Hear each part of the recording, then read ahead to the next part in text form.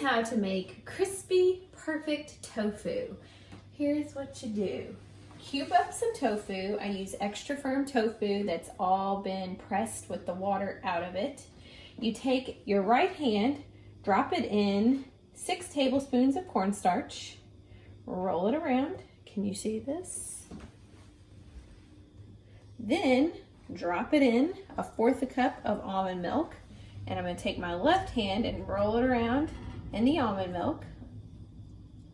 And then I'm going to drop it into 1 cup of panko breadcrumbs. Panko breadcrumbs are just a little thicker than traditional breadcrumbs. And then toss it around in here. And doing it with 2 hands keeps this one with the dry ingredients and this one with the wet ingredients. That way your hands don't get super messy. And then place it onto a parchment lined baking sheet.